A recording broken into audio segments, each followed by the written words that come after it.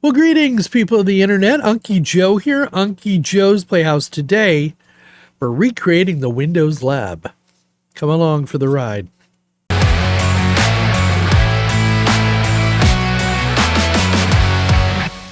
That's right, the Windows Lab all over again. I've done a bunch of videos before on the Windows Labs, setting them up. But today, I have decided to, well, not today, it's over the past few weeks I've decided I need to set up a lab environment for one of my clients and for a new job I took here last year about this time. And the only way I can do it and test it and roll it out is to create a Windows lab with domain controllers and individual workstations, because I'm going to be playing with a lot of group policies. I'm going to be changing a lot of the Windows security settings, because one of the clients I'm working for is trying to get NIST CMMC compliance. If you don't know what that is, that's basically a set of standards the government wants you to achieve with your local network to let them know that you have protected your network from malicious attacks. You've taken all the necessary precautions you can, and it's safe to store government, sensitive government, not secret data, but government data on your computers, that it's secure, that nobody can get on there and get that information. So there are standards in place, and we've hired a company to help us navigate. This is a very complex issue, and I am admittedly no security expert whatsoever. So who better to get you compliant with the security or NIST requirement than somebody who has no idea what they're doing, like me? That's not necessarily true. I am able to follow a basic set of instructions. So fortunately, we hired a company to help us navigate this complex CMMC NIST compliance. And frankly, I'm going to be honest with you, a lot of companies are going to have to adopt this methodology in order to do business with not only federal government, but local, state, and local governments as well. So these skill sets that I'm learning, I will put to good use. But anyway, I can't unleash all of these changes on a live network to test them. So I've got some equipment here at the home office. I can set up these labs. We could do it at work as well, but I don't want to touch the server equipment at work. I want to do it here on my labs. Let me set it up. I'll do the changes here. I'll mock them up, and once I'm comfortable with them, then we can apply them at work one at a time, slowly, because group policies have to be written and that kind of thing. So today we're going to have a little fun and go back to my roots, go back to what I do best, which is setting up Windows servers for my clients and for my employer and whatnot. The way we're going to set this up is on our Lenovo SR650 V2 server. And that is it has an Intel Xeon Silver 4314 processor. It has, how much RAM? How much RAM does this thing have? This thing has 256 gig of RAM, and it has 3 NVMe 300 gig hard drives in it. So it should be more than adequate for what we need to do.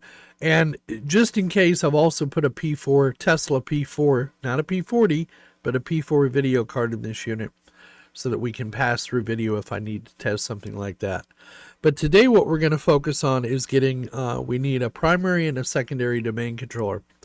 And I'm going to stick with Windows Server 2019. Now, I will do this series again using Windows Server 2022. They're so similar to one another, there really isn't a huge difference between the two, but I want to make sure the one I'm setting up for my work, for one of my clients, is on the same server operating system that they're running on, which is Server 2019. So if you find these videos interesting, good, come tag along and you'll see how I do it, how I make it work. All right, so I'm over on the Proxmox server right now, and if you'll notice over here, I have created some, these are called templates, and what these are copies of Windows Server 2022, Windows Server 2019, Windows 11, and Windows 10, and you see these all have, like for this one, 2022 T SP. So that's Server 2022, the trial, and it's sysprepped. So I could clone these templates and make other images from them, which is what I'm going to do today to create my two Windows Server 2019 server domain controllers.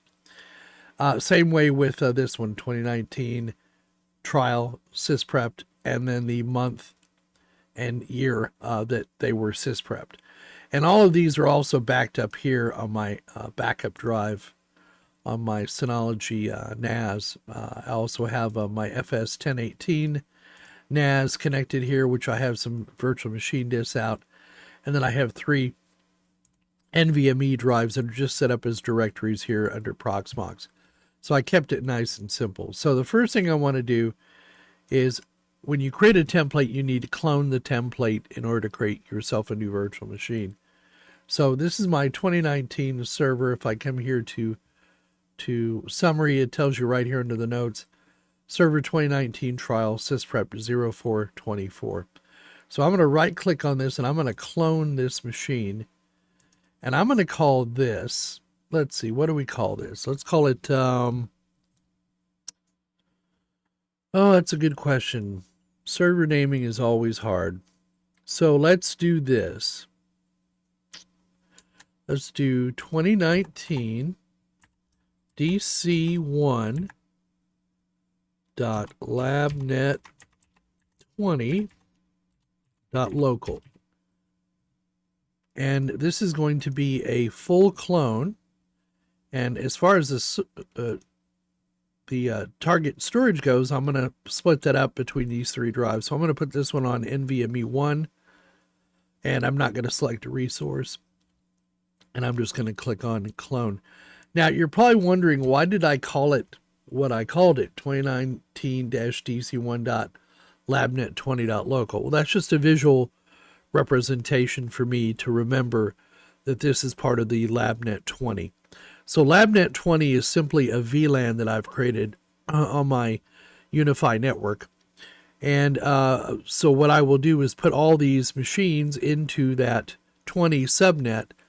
And I've set up my pfSense as a DHCP server for all my subnets. I have 5 is my main subnet for the office. 10 is, I think, for my cameras. 20 is for these kind of lab nets and that kind of thing. And it just helps me keep them straight in my old brain. So there you go. That's how long it took to clone a machine.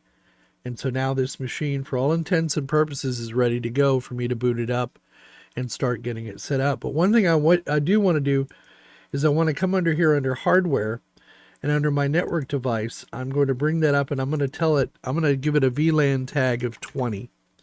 So I'm going to call that VLAN 20 and click on OK. So when that boots up, it will think for all intents and purposes it's on the 20 VLAN, and it will probably end up getting an IP address from my pfSense server for that subnet. So let's go ahead and do the same thing, and let's create another one. Let's clone this again. And this time we're going to call this 2019-dc2.labnet20.local. And it really doesn't matter what you put here for the name. This is just for your reference. So we're also going to do a full clone and click on, oh, and this time I'm going to move it to NVMe 2. And we're going to click on the clone button. And you see it's got a little lock by it. It's locked out while it's creating the clone. And down here it tells us, hey, I've cloned it. Okay, so there it is. It's created it now. There's DC2. So the same thing here. We're going to come into the hardware section, and we're going to go under network device. And we're going to make sure we set that on VLAN 20 so that it doesn't overlap with my production LAN. Now, the next thing we're going to do is we're going to start up this virtual machine. Now, keep in mind it's going to be in sysprep mode, which means we're going to have to go through and do some initial setup on it, but that's okay. That's the way I prefer it anyway. And why am I using 2019 trial? Because why use a retail license and have to worry about activating it and getting all the features? This is a lab environment, so this is one of the reasons Windows allows users to use their trial software. Now, it can be reactivated, I think, 6 times for a total of up to 3 years. You can use it in your lab. Microsoft don't care. They want you to get familiar with Windows servers and how they run. So I'm going to go ahead and click on Start Now. We'll let this thing boot up, and then we'll start going out and configuring it. Now, the other thing I like to do is come here to the side and choose this full screen mode so I can get a little bit better idea of what's on the screen. And so the first boot takes a couple of minutes. All right, so here we are on the startup screen after several minutes of boot time. I'm just going to click next through here. I'm going to accept their license agreement. Why not? I'm going to create a super secret password, and then it should boot into Windows. So we'll come over here to the side and we'll press Control-Alt-Delete, and then we should be able to log in. So when it first comes up, you should have a clean slate. It's going to bring up Server Manager so we can get everything configured. I'm going to tell it yes. Now, since these are template images, I created these images months ago. Well, a month ago in April, January, February, March, April, 4/24. And they already have the drivers loaded in here for Proxmox, so I didn't show any of that. I'm just assuming you already know how to do that from one of the many videos I've already put up showing you how to do that. So the time zone is set correct. The name of the computer is not, and neither is the IP address. So let's get some things squared away right away. So the first thing we're going to do is change the IP address. So we're going to open that up. Then I'm going to come here to the network controller and go to properties. And I'm going to use 168.20.1 since it's the first domain controller. Now we need to make sure that we put the right gateway. And this gateway is 20.254, not my normal 5.254. The other thing we're going to do is we're going to point to the router for DNS for right now, because we're going to make some serious changes to DNS when we get all done with this. But this for right now will get us going and get us some connectivity to the internet. So I'm going to close that, refresh the screen. We should see our new IP address up here, IP 20.1. I've already turned the enhanced Internet Explorer Enhanced Security configuration off. So let's go out here now and let's try to, we'll go to a PowerShell prompt and see if we can't ping outside of our network here. So we'll ping and we should get a reply. Good. So we know the internet's working. We've done that part correctly. So the next thing I want to do is I want to give this machine a name. So we'll click on the name there. We'll click on change here on the system properties screen. And we'll call this 2019-DC1. That's it. That's all we're going to call it for now. Because you can't name it and add it to the domain. There is no domain right now. So we'll cover that in a minute. And then, of course, we have to restart. So we'll go ahead and restart now. All right, so we've rebooted. Now let's go ahead and log back in now that we've renamed the computer. I may have entered the wrong password there. Yeah, okay. I didn't. Okay, Server Manager should come up. Our time is right. Our date is correct. You can't see that because there I am down there, but there you go. Time and the date are correct. So, yeah.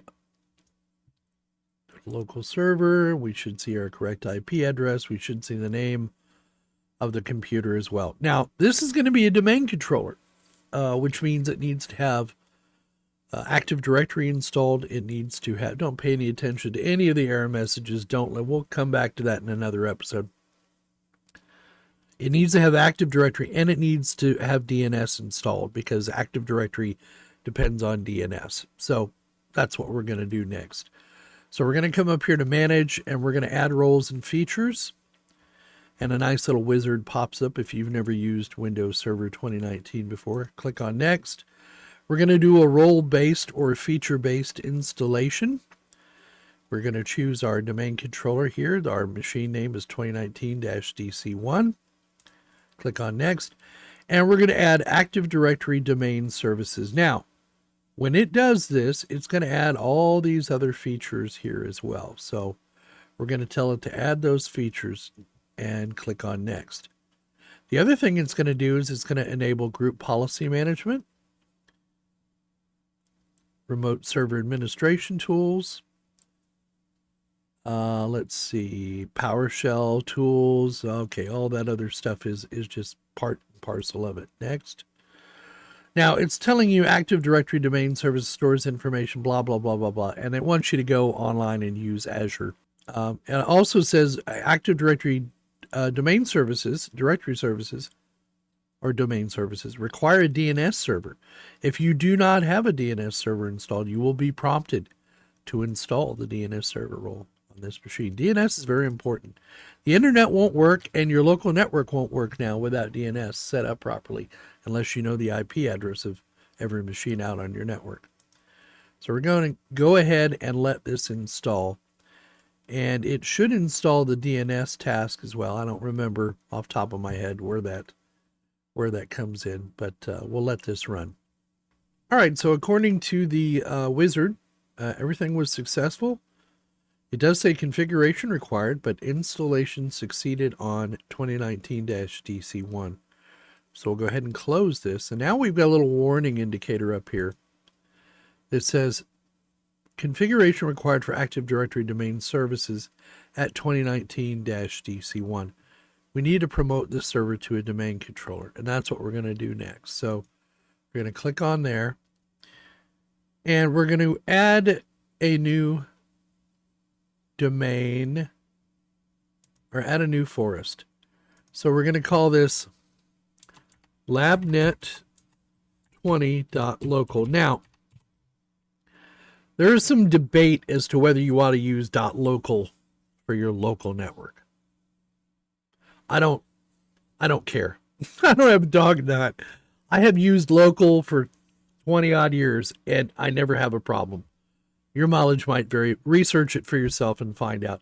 I just find it easy to tell it when it's a local network to use the extension of .local.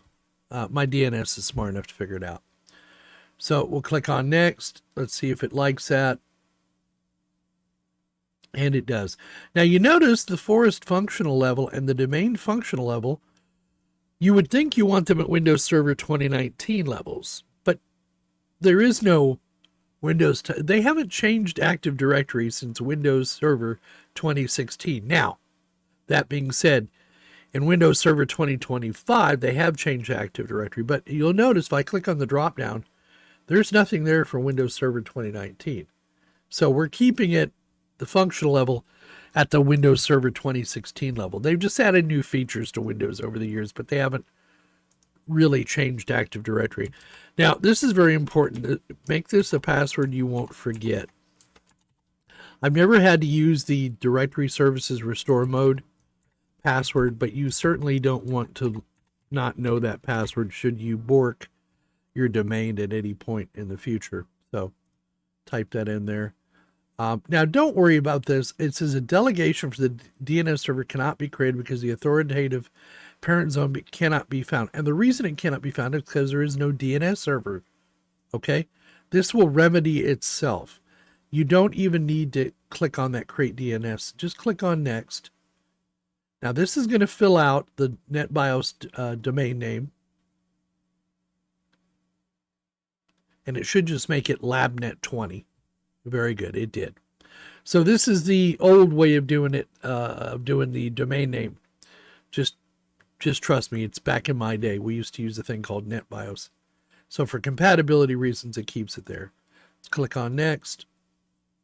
And then it's going to ask, where do I want to store my database for my and my log files and my sys volume? I just always store them on the C drive. If you wanted to create another disk and another partition just for your Active Directory information, have at it. You check out best practices on setting up a Windows Server domain controller for more information. Now, so here are all the actions it's going to take and what it's going to do. Now, you can do all this that I'm just doing through PowerShell, and if that's your bag, you can click on this button here to view the script, and there's the PowerShell script that's going to make all this magic happen in the background. So we'll just click on Next, and it's going to go out and it's going to make sure everything is okay, that we can do what we want to do. We'll let that run. It takes a minute or two. It's a good time to sip on your coffee. Now, a yellow exclamation point is not the end of the world. Not by a long shot. All requisite checks passed successfully. Click Install to begin the installation. And that's exactly what we're going to do. So we're going to let this install. It's going to install a couple of features. It's going to promote us to a domain controller. It's going to install Active Directory. It's going to install DNS tied to Active Directory. And when that's all done, we'll come back and you see right there, waiting for DNS installation to finish. So we'll come back here when that's done. Okay, so one of the things it does once it's installed is it reboots the server. So it even tells your computer is being restarted because of Active Directory, domain services, yada, yada.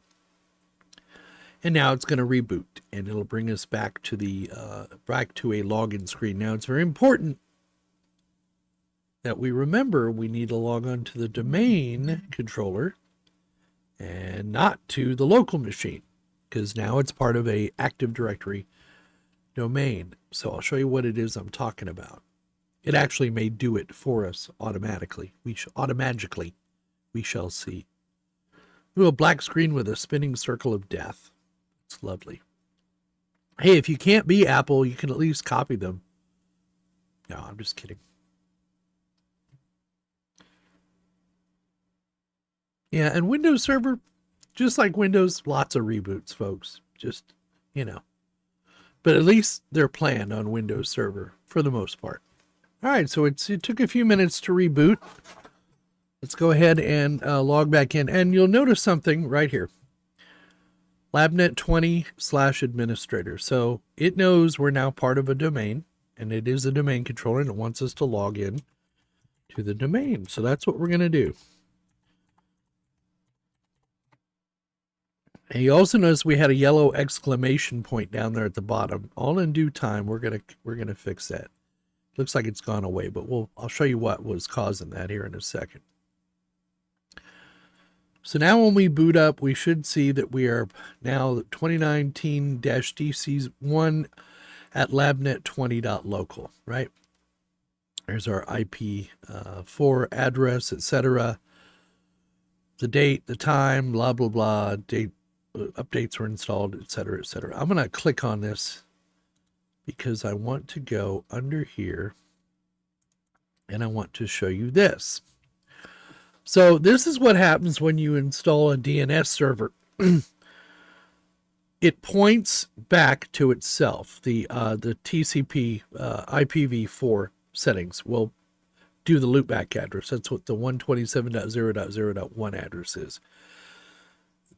That means that this machine will go to itself to be the authoritative DNS server, or the first DNS server it looks at for lookups. And that can create some problems of its own. So I'm gonna show you what I do to overcome that here in a little bit. But I just want you to see that firsthand. So now let's do a little test. Let's go back out to the PowerShell and let's see if we can still ping the Google. Since we don't have a DNS entry in there. And wow, it still works. Isn't that amazing how that works? I'm going to show you how that works. So if we come here now to administrative tools, you'll see that one of the options we have here is DNS. Now I'm going to go ahead and right click on that, and I'm going to pin that to the taskbar along with Active Directory users and computers and group policy management. I want them all down there for me to play with. So the first one I'm going to go into is DNS. So you're probably wondering to yourself, how in the heck is it doing DNS? Well, if we come here to the forwarders, we will see that Windows has already put our IP address of our router in here as our forwarder, as our DNS forwarder. So what that means is any IP addresses that the local server doesn't know how to translate, it sends those off to this forwarder. So when it can't answer a DNS request, it tells 20.254, which is our pfSense router, hey, where do I go? Where's this packet? We don't want it to do that. We want to fix this. So I'm going to go here and I'm going to choose edit. And I'm going to add 208.67.220.220. And I'm going to get rid of this one. Let's see here, delete. Yes, and then okay. So I've got one IP address in there now, or one DNS server entry, and this is OpenDNS's. I like to put 2 in here, so let's add another one. We'll go ahead and edit, and we're going to add 208.67.222.222. I think that's also another one. Yeah, that's DNSSSCSysco.com. So both of these are on OpenDNS, and I like using OpenDNS. To me, I've done a test, and it was the speediest for my location. So it's very important you have these in there correctly. Now, say for example, you're using a product like Pi-hole, an ad blocker or whatever, and you want to use its DNS as your forwarder.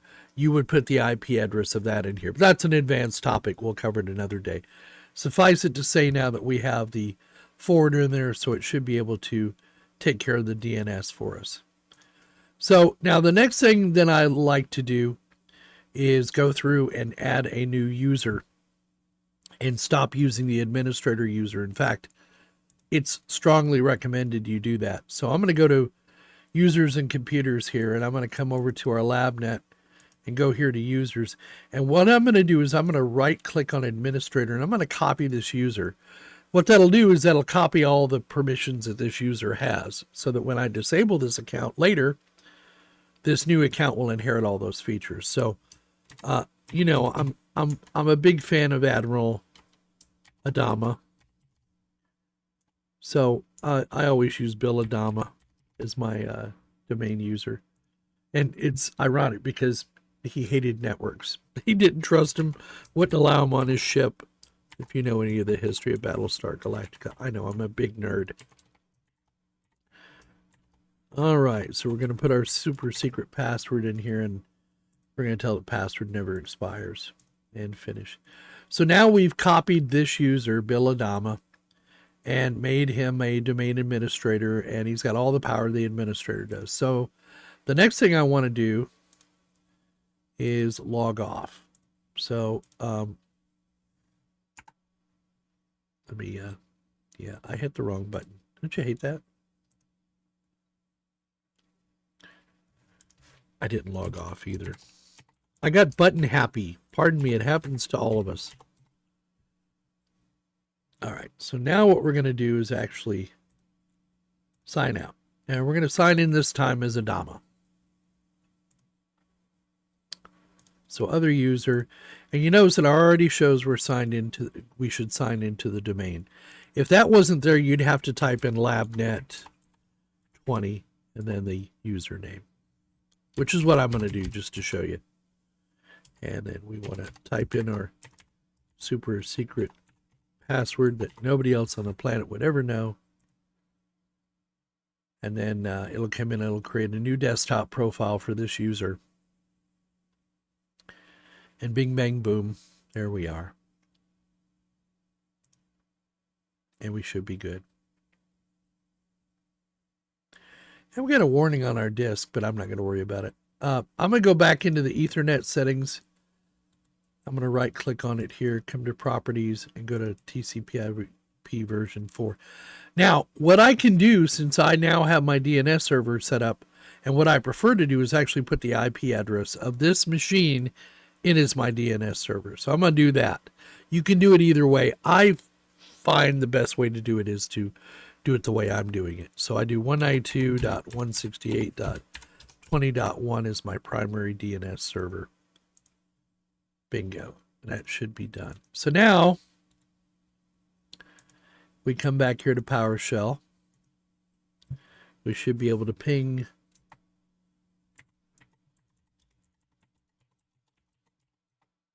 right. Yay, we can. And we should be able to ping 2019-DC1. And that should resolve. Yes, it does. And it resolves our fully qualified domain name. And if I put it in again, but I use a -4, it'll give us our IPv4 address. So we see that it's working. That's good. So now the next thing we need to do is updates, updates, updates. Now, I'm not going to show you how we do that, but suffice it to say, I'm going to go do all the updates, and then I'll come back. All right, so while that machine is updating, we'll come back over here to the other domain controller. I'm going to go ahead and go to full screen here and just show you that is, I've already set an IP address on here. I gave this one an IP address of 20.2. I've already given it a name. I've already put the DNS in there as 20.254, which points to the router. So the next thing we're going to do on here is we're going to promote this. We're going to add the Active Directory services. So we do that through Add Roles and Features, and click on the little wizard here, and we see that it does indeed have the right server name and the right IP address. If this was a 169 something, that means that you're not getting an IP address and you need to go back and look at your settings, but ours is correct. So we'll just click through there and go next. And again, the same thing, Active Directory domain services is what we're going to load. We'll just accept the defaults, click through here, and install. So once again, we are successful. We'll go ahead and close this.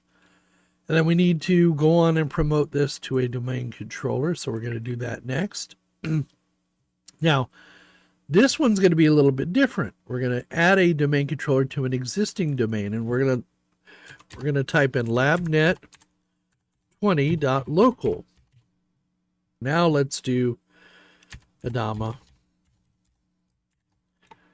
and the password will be. It's kind of the chicken and the egg syndrome, right? So I'm going to go ahead and do that. Oh, still doesn't like us. We need to supply an account name. So we're just going to do. I don't know if this is going to work or not. It should just work. But it doesn't like it. Let's do this.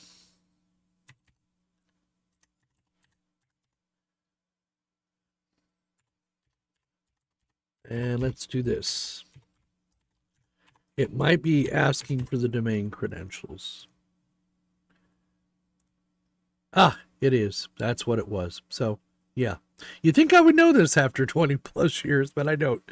Okay, so we're going to set up DNS. We're going to set this as a global catalog server.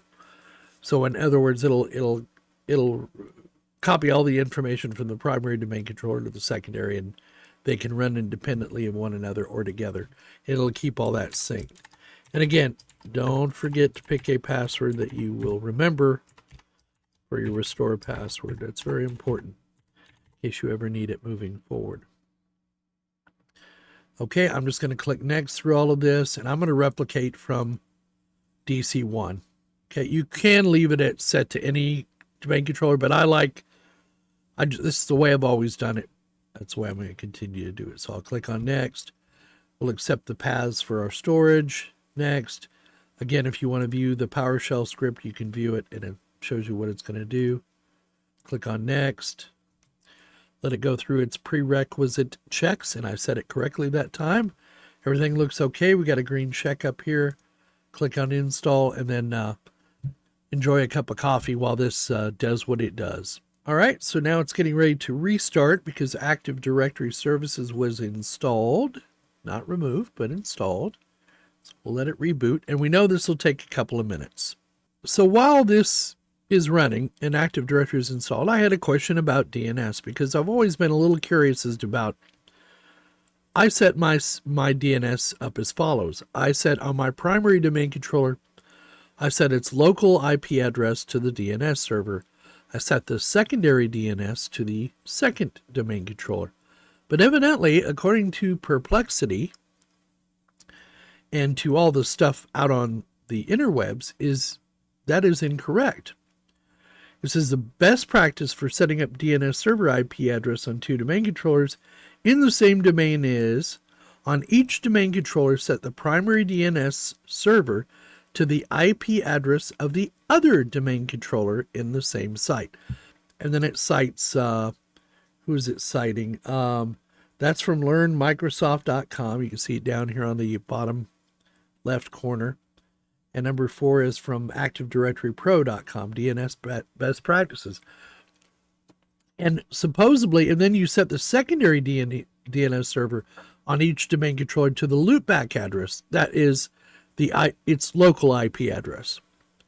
So it automatically goes to the other domain controller and says, resolve DNS for me. If you can't do it, come back to the local DNS server.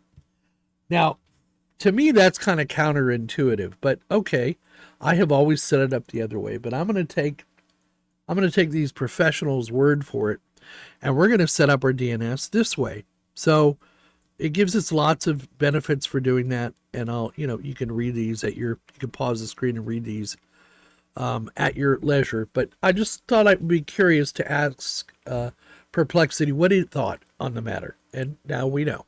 So we rebooted now, but you notice it says labnet20/administrator. We don't log in as that user. We have to log in as another user, and that is Adama. Because remember, he is the big kahuna.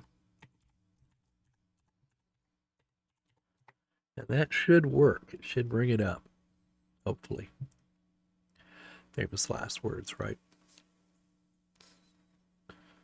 All right, so there we go. It's booting up our server. So we're going to go out and do what it says to do for DNS. So I'm going to come here to local server. Pardon me. I'm going to click on the Ethernet. I'm going to go into my Ethernet adapter and go to Properties and go to TCP/IP4. So our preferred DNS server needs to be 20.1. Looky there. Microsoft followed its own rule. So it did. It pointed to 20.1. Well, I did that. I just remembered I did that before we installed Active Directory, didn't I? In order to get it to find that. So it's done it for us already because I've already got it in there. So 20.1 is my primary domain controller. 127.0.0.1 is a local domain controller. Now, same thing here. We're going to need to set up some DNS stuff. So let's go here under our Windows Administrative Tool and create all of our little shortcuts and move them to the taskbar. Let's see, DNS, pin to the taskbar, and group policy management. That, to be honest with you, the whole reason I use Windows Server is because of group policy management. But that's a whole other story. So we're going to do the same thing here on our DC2 because it's also a DNS server. And you see that it is inherited the forwarders from our other server. So it knows. It knows where to forward DNS requests that it doesn't know how to resolve. So we're good there. All right, so just like the other machine, I'm going to go ahead and we're going to do the updates on this machine. So let's go to the little gear icon. Go to Update and Security. Go ahead and check for updates and let them install. And then we'll go see how DC1 is doing. All right, so DC1 is still doing its updates, but in the meantime, there's something we need to do over here, and that is we need to recreate our shortcuts. So, because I've logged in now as a different user, so again, we'll right-click on each one of these and pin them to the taskbar.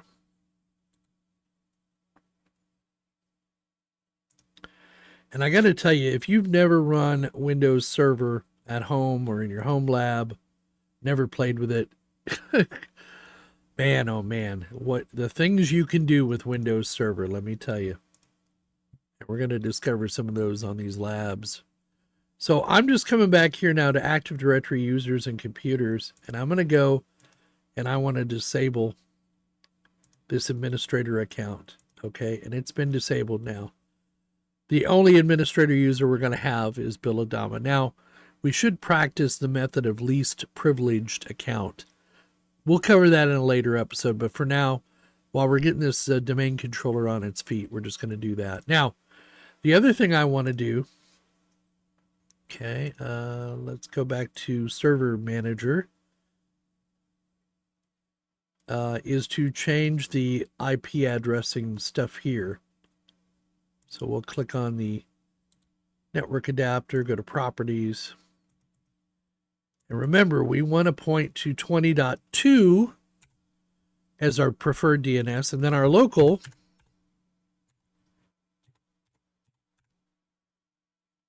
as a fallback. So we've done that now. So now we're doing what they call best practices for DNS. So right now it's just a matter of letting the updates finish and doing a bunch of restarts. And then we'll come back and we'll do a little kind of summary of what everything we've done to get us where we are so far. All right, so I've just done a final check on updates, and this server is up to date. Wow, that was quick. So the other thing I'm going to do is I don't want Server Manager to come up all the time. I want to be in control of that. So I'm going to just go here to Manage and then Server Manager Properties and turn off. Just click Do Not Start Server Manager automatically at Log On. Then I'm going to close it, and then what I'm going to do is I'm going to come here and just I'll pin this to the taskbar. So in the event that I want it again, I've got it down there. So we've got Windows Server set up as a domain controller. We've got our account set up. We got everything done we need to, except it's ugly. The background on this is ugly. So I'm going to pick a different background. So let's do, I'm going to pick one I like. Oh, this ought to be fun because it's not on this machine.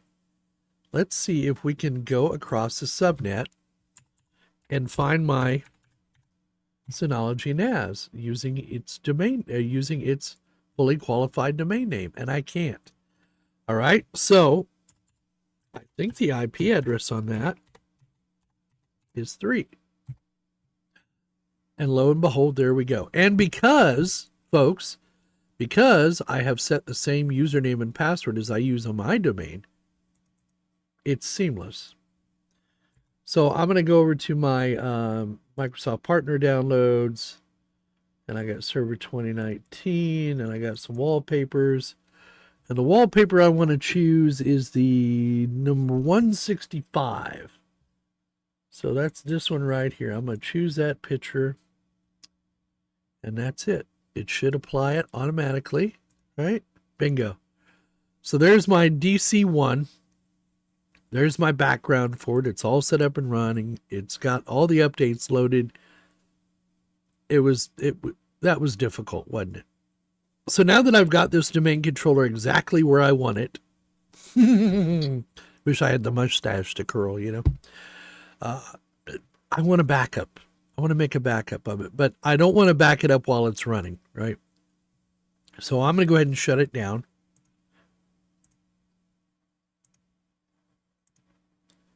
And another great reason to use Proxmox is because what I'm about to do right now is just, I mean, it's simple. Now, I've created a backup folder on my Synology NAS, and I use an NFS share to connect it, and that's right there. So there's the NFS share. So the first thing I want to do is I want to label this thing properly, right? So I want to give it, okay, I want to edit this note here. I don't want it to say that. This is going to be, all right. So we'll do server 2019 DC1 for labnet 20.local network, and this was done 5/3/24. Okay, and we'll click on OK. Now the other thing I want to do is I want to tag this. I want to be able to see at a glance what this server belongs to, what this machine, this virtual machine belongs to. So I'm going to go up here under tags, and I'm going to add a tag, and we're just going to call it labnet20.local, or just labnet20. Let's do that. And we're going to add. Okay, labnet20. There you go. So it adds that little, I could have done local too, I bet you. Let's see. Labnet 20.local. But it wants to change the color. I don't want that color. So I don't know. We'll just leave it at Labnet 20. So now I've tagged it so I can see at a glance on the side here what my tag is. I could have multiple tags on here as well. And there is a way to adjust the colors, but we'll leave that for an advanced session. So the next thing I want to do is back up this machine. So I've shut it down now. So all I have to do is come down here to backup. And I'm going to tell it backup now. And I'm going to do I'm going to do a stop mode so it backs up everything. And everything else I'm going to leave just as it is. Now I can also click the protected, which would keep the backup from being deleted off of the backup server without some additional steps. I'm just going to leave everything as is and click on backup. And then we'll let this run. It's going to take a certain amount of time. And there you go. Just like that, in 112 seconds, our backup is complete. Now, of course, I'm doing this across a 10 gig network connection to a Synology NAS with a 10 gig NIC card in it. The Proxmox machine, the Lenovo server, has a 10 gig fiber card in it. I got a speedy network. So it backed it up very quickly. And now it should appear here under the backup list. And yeah, there it is. So there's our 2019 DC1 Labnet 20.local backup done on the 3rd, 11/31. So it is now backed up. So now all we need to do is come back here to the second domain controller and finish our updates. Then we'll go ahead and tag it. Let's tag that now. Let's do Labnet 20. There we go. So now it's tabbed, so it's got a little red light next to it, or a little red label. We'll let these updates complete, and then we'll do a backup of this machine as well. So there you go. It wasn't really a complicated process. And now that you've seen the video, you know why I went with 2019 instead of 2022 or some other operating system. That Lenovo SR650 V2 is more than powerful enough to do this lab experiment. So our next video will be covering creating Windows 11 and Windows 10 workstations. And I'm going to show you how I restore them from a template, or how I clone them from a template, set them up, and then join them to the Active Directory domain. So I think what we'll end up doing is setting up 5 Windows 10 machines and 5 Windows 11 machines, just so I can get my feet wet. And then we'll have to install various applications onto these things to kind of mimic what it is I'm running at the work location.